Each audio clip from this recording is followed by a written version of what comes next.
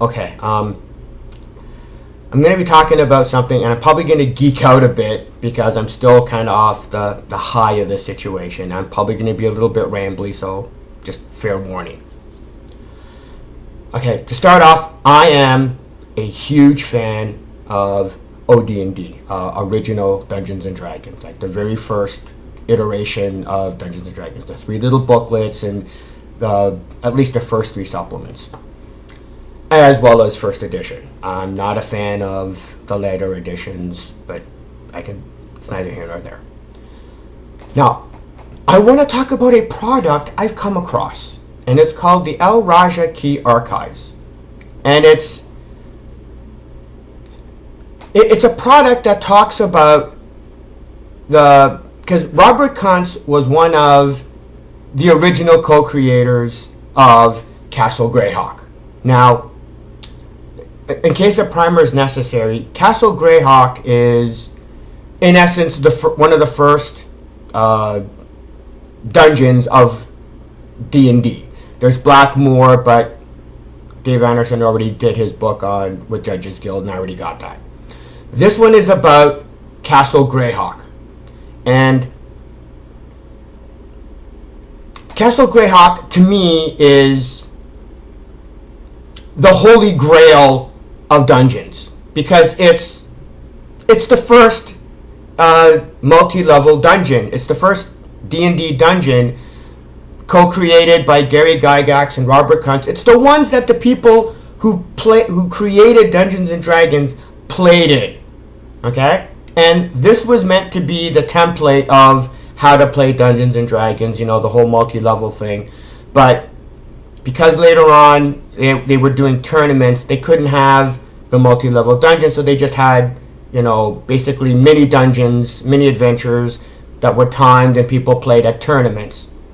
Now, because by the time Dungeons and Dragons became popular, most people were playing basic or were playing first edition.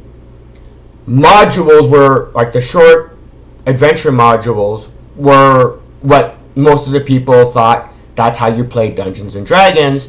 So the whole multi-level dungeon thing kind of disappeared. It kind of got into a resurgence a while back, but I'll get into that. So basically, Castle Greyhawk is the original dungeon, okay? And Robert Kuntz is one of the people that pretty much expanded the second iteration of Castle Greyhawk. Now, this is where we get and he kind of created his own dungeon, which was called the El Raja Key, and he ended up incorporating it into Castle Greyhawk because he ended up co-DMing Castle Greyhawk with Gary Gygax. When Gary Gygax was playing, Robert Kuntz was DMing. When Robert Kuntz was playing, Gary Gygax was DMing. Okay?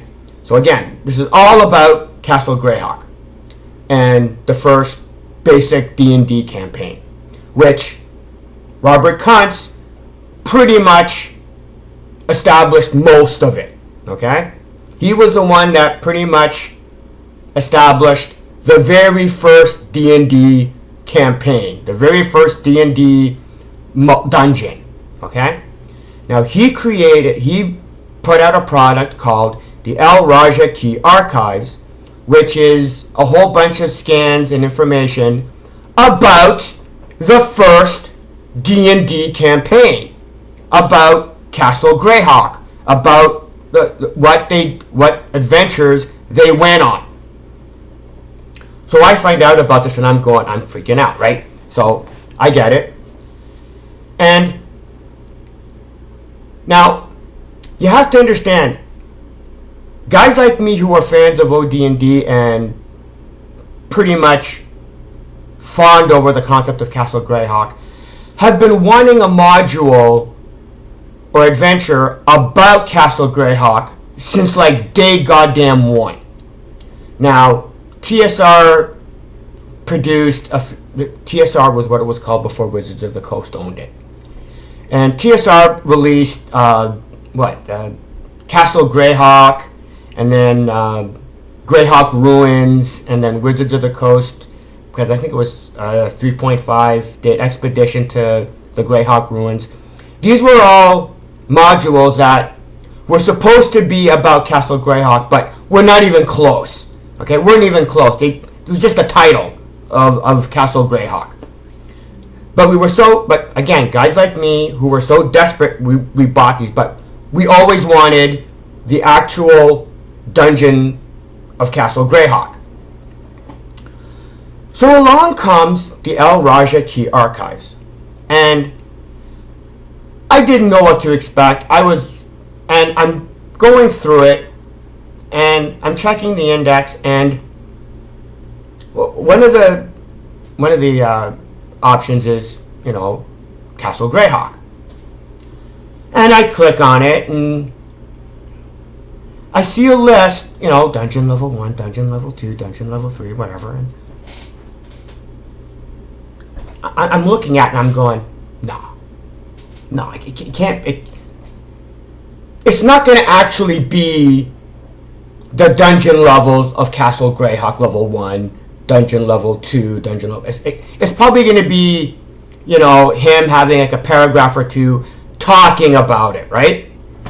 Because again, it's been like since day one of Dungeons and Dragons, there hasn't been anything. There's been like little stories by Gary Gygax in I think it was Out on the Limb, little articles where he would kind of every once in a while discuss some of the stories. Like any little scrap of information, okay, that existed, and again, they were just scraps that I went after, right? There was this one situation a couple of years back, because what happened was, again, this is where I'm rambly, I apologize. Gary Gygax used to do conventions where he would play or he would DM a modified version of Castle Greyhawk. And somebody ended up taking a picture of the binder and showing one of the dungeon level scans. In the D&D community at that time, this thing went almost viral. Just a scan of one of the dungeon levels was just like shared all over the place in a bunch of the D&D communities. Obviously, people 5th edition fans or 3.5 edition fans, they didn't really care. It wasn't a big deal. That's not the problem. I get that. But for those of us who were fans of OD&D, this was just wild, right? Because this was the closest we had ever gotten to actually seeing even a dungeon level of Castle Greyhawk. That's how rare and hard it was to get any information on Castle Greyhawk. So I'm looking at the menu, and it's got dungeon level 1, dungeon level 2, dungeon level 3. And I click on one. And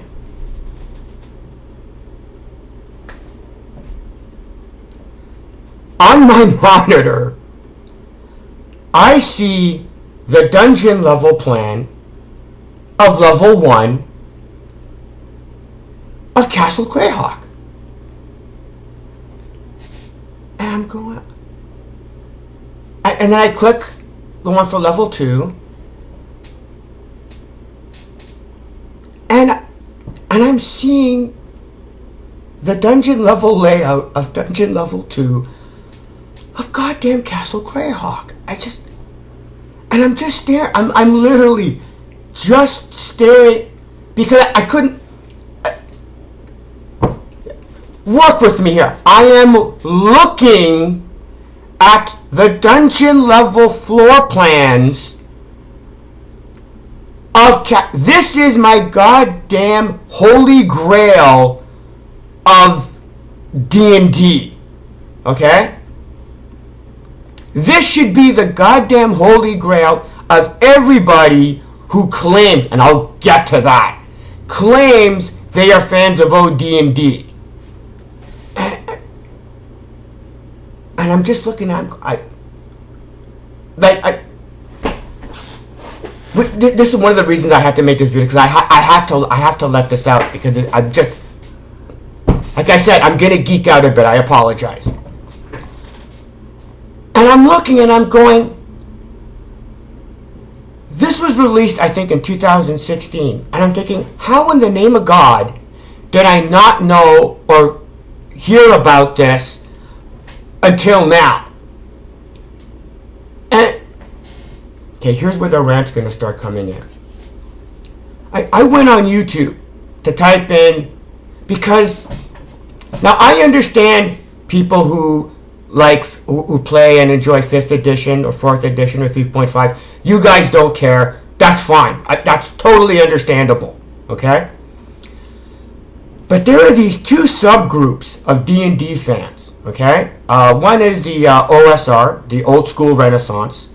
And this other subgroup are, they're into mega dungeons. Okay?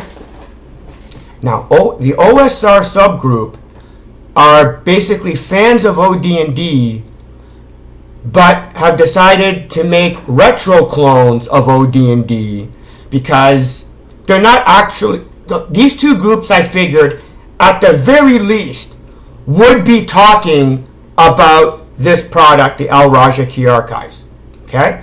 Because, shocker, both these subgenres are based off of goddamn Castle Greyhawk. They're based off of OD&D. So why wouldn't a subgenre of D&D called the Old School Renaissance, whose entire basis is based off of OD&D, not talk about the dungeon, Greyhawk, which is about OD&D? The subgenre about mega dungeons, whose entire concept is based off of the multi-level dungeon of Castle Greyhawk, why in the name of God wouldn't they be talking about it? Because they all have YouTube channels. And I'm looking, nobody's talking about the Al Raja Key Archives. Nobody's talking about a goddamn product, okay, that has the levels of Castle Greyhawk. Like, one guy, I ended up finding one guy, and all he did was, he mentioned, oh yeah, this product exists. Didn't even talk about it. I had to search just for reviews on this product, because it's handfuls. And I'm looking, and the majority of the reviews, get this, the majority of the reviews didn't like the Al Raja Key Archives because it doesn't have the dungeon keys of all the levels.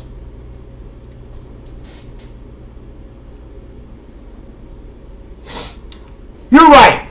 It doesn't have the dungeon keys of all the levels. But you want to know what it does have? It has the goddamn dungeon levels of Castle freaking Greyhawk. It's...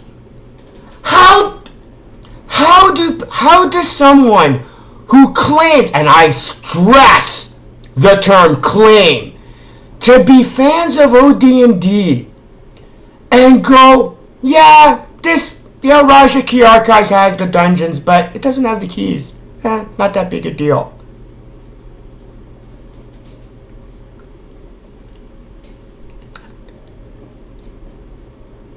My literal disappointment and embarrassment of actually having been part of the OSR and Mega Dungeon subgenres was literally matched by my absolute sheer joy and revelation of actually, again, seeing and having access and being able to print out the goddamn dungeon levels of Castle freaking Greyhawk. It's like, how? It would be like the Knights of the Round Table coming across Excalibur and going, yeah, but the Lady of the Lake's not going to give it to me, so it's not worth it.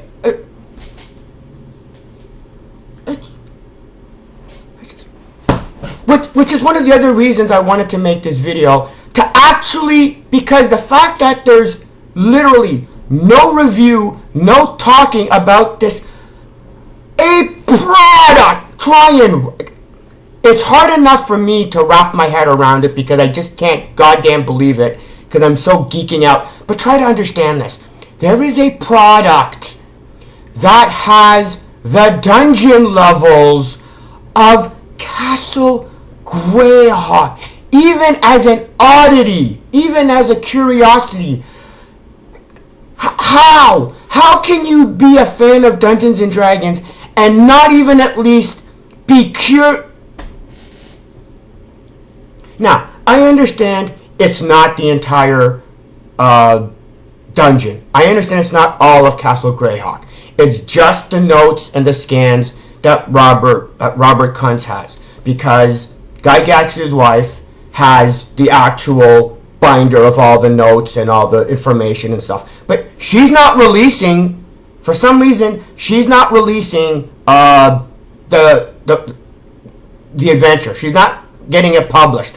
We got Castle Zagig, but that was a goddamn, that was a joke, okay? That was nothing but trying to milk the Castle Greyhawk title because literally 10% of it, okay, was pretty much even based on Castle Greyhawk because considering what the archives show, what Castle Greyhawk is, Castle Zagig, I think it was by Troll Lords, isn't even close to Castle Greyhawk. It's Castle Greyhawk, for the love of God! Now, are there some things in this product that aren't really that interesting? Yes. But Robert Kuntz not only reestablished the second iteration of Castle Greyhawk, he pretty much established most of the adventures and he literally he created most of the campaign of the original D&D game. He established the first D&D campaign. Yes, Dave Anderson also did that with Blackmoor, but I already got that book, okay? And when that book came out, nobody could stop talking about that one. It was a Judges Guild product. So, again, Castle Greyhawk comes out, and it's like, it's not the full the full dungeon. I get it. But it's the closest and more than I could have ever possibly imagined that exists. It's the God. It has. Try to understand this. It has the dungeon levels of Castle freaking. That alone, this product could have been nothing more. Like, it's got like over 1,000 scans and information. It could have none of those and just have the scans of not even all the dungeon levels. I think it's like 18 in the product altogether. I can't remember because but if the Al Raja Key Archives was nothing more than the dungeon level scans of, I think, 15 to 18 levels of Castle Greyhawk, and that's all it was, you want to know what it would still be? It would be a product that has the dungeon levels of Castle Greyhawk. Because you got people who are fans of old school D&D, right, old school Renaissance, who will shell out 20, 30, 60, and or even more for special edition of clones of OD&D, of mega dungeons that aren't even of mega dungeons alone. But a product that actually has the dungeon level, it has the dungeon levels of Castle Greyhawk. For the love of God.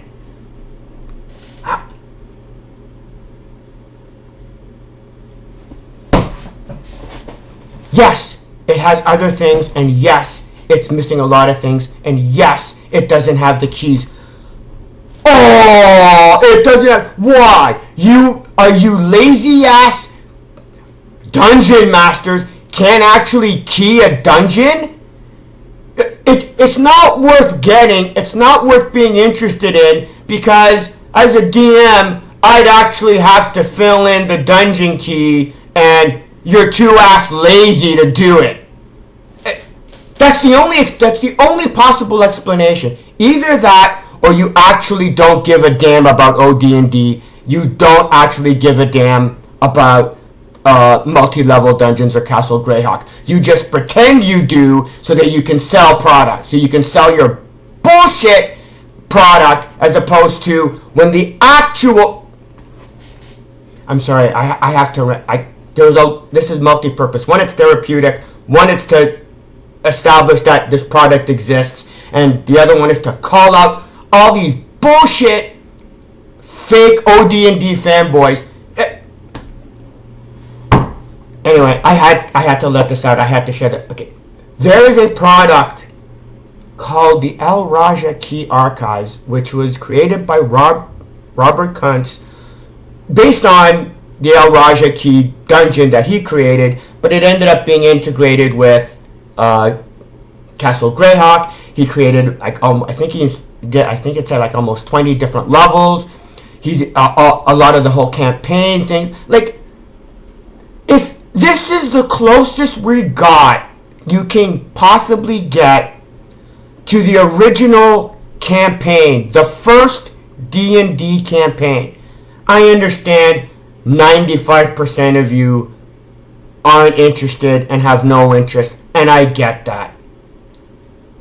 But if there's at least 5% of D&D fans, you've got to get this.